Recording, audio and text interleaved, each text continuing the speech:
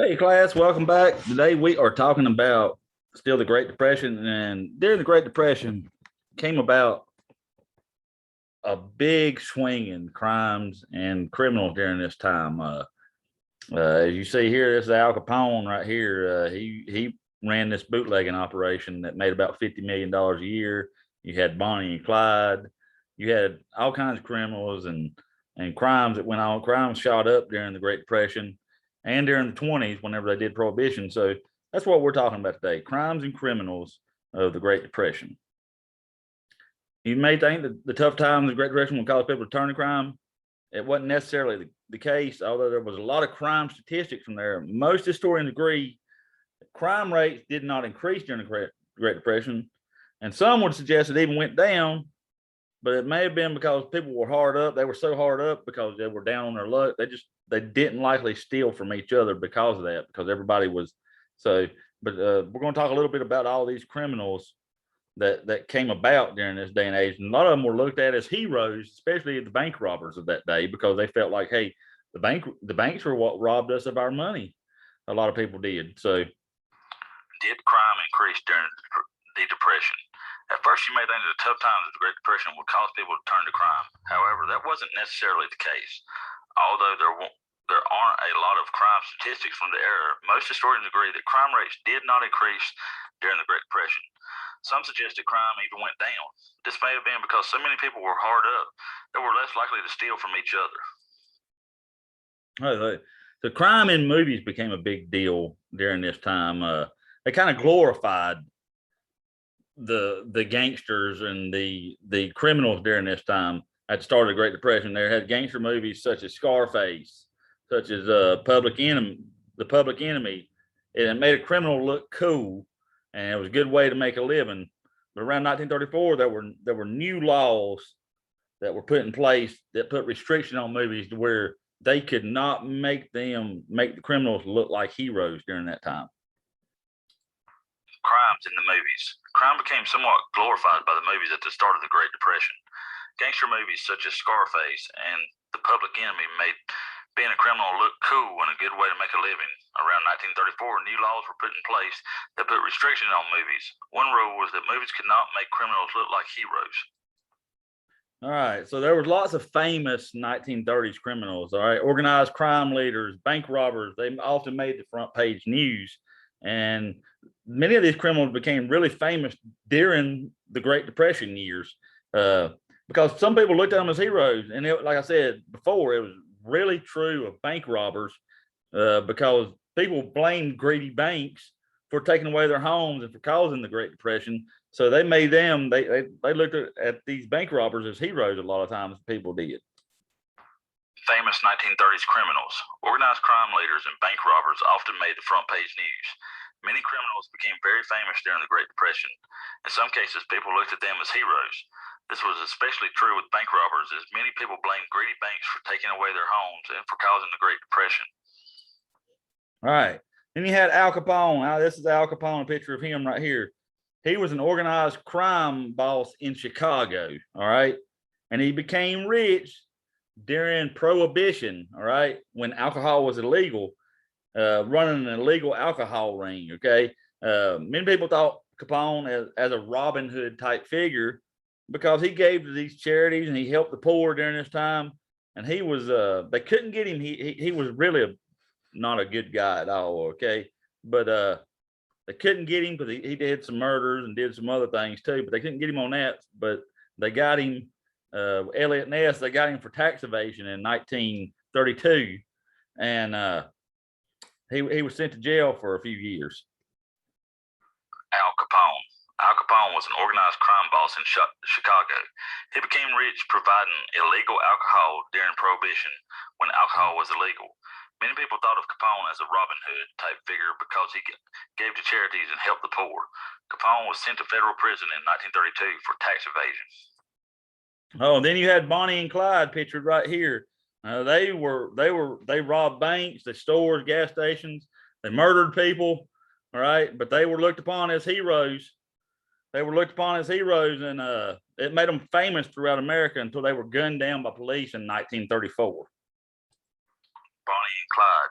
Bonnie Parker and Clyde Barrow traveled with their gang throughout the Midwest, robbing banks, stores, and gas stations. Newspapers followed their exploits, making them famous throughout America until they were gunned down by police in 1934. All right, then you had John Dillinger. This is John Dillinger here. He was a famous bank robber as well. And many people looked at him more as a hero than villain because he mostly robbed banks. And like I said, people thought of banks as being greedy, and there was a reason they lost their money during this time, during the Great Depression, that they took away their homes and their money and everything else. So he robbed 24 banks before he was gunned down in 1934. John Dillinger. John Dillinger was a famous bank robber during the Great Depression. Many people looked at him as more of a hero than a villain because he mostly robbed banks. Dillinger and his gang robbed at least 24 banks before he was gunned down in 1934. All right. So the impact of Prohibition. In 1919, it prevented people from selling and transporting alcoholic beverages. And this law gave rise to a new class of criminals called bootleggers. All right. And bootleggers made their money. They smuggled liquor. And Prohibition ended in 1933, but criminal organizations that ran the legal businesses were still in place during this time and during the Great Depression, such as Al Capone. Al Capone made over $50 million a year in the 1920s with Prohibition. Impact of Prohibition. The start of Prohibition in 1919 prevented people from selling and transporting alcoholic beverages. This law gave rise to a new class of criminals called bootleggers that made their money smuggling liquor. Although Prohibition ended in 1933, the criminal organizations that ran the illegal alcohol business were still in place. All right. So organized crime in the 1920s became a major problem due to Prohibition. All right. And even after it ended in 1933, the gangs that formed were still around, and they continued to operate, but in different areas such as gambling and drugs by that time, because alcohol was legal again, so they didn't have to bootleg it anymore. Organized crime. Organized crime has become a major problem in the 1920s due to Prohibition. Even after Prohibition was ended in 1933, the gangs that formed were still around. They continued to operate, but in different areas such as gambling and drugs. All right. You did have some crowd violence during this time.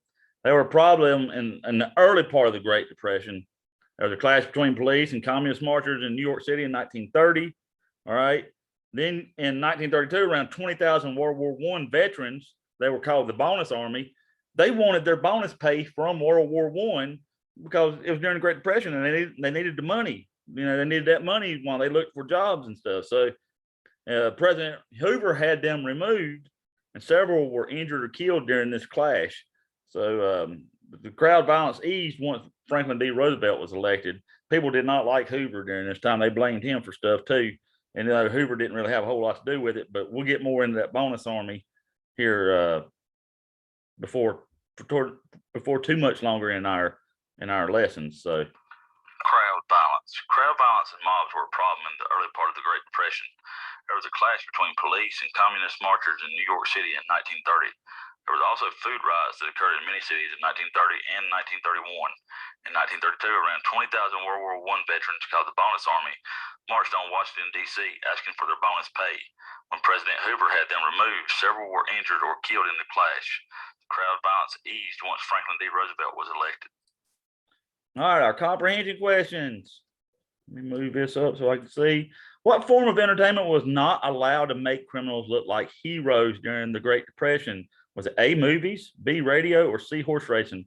It was A, the movies. The movies were not allowed to make them look like criminals or make these criminals look like heroes during that time. Ding, ding, ding. We have a winner. Number two, what was John Dillinger famous for robbing? What did John Dillinger rob? A, homeless people, B, banks, or C, grocery stores? He robbed B, banks. He robbed banks during this time. He robbed over 24 banks before he was gunned down in 1934. Ding, ding, ding. We have a winner. Number three, what year did Prohibition come to an end? A, 1919, B, 1800, or C, 1933? It was C, 1933 is when it came to an end. when Prohibition came to an end. It was 14 years after the start of it. Started in 1919, ended in 1933. Ding, ding, ding. We have a winner. Number 4, Al Capone was an organized crime boss in what city? A, Chicago, B, New York, or C, Washington? It is A, Chicago. He was an organized crime boss in Chicago. Ding, ding, ding. We have a winner.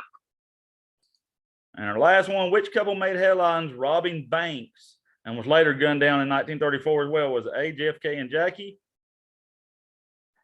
B, Kanye and Kim, or C, Bonnie and Clyde?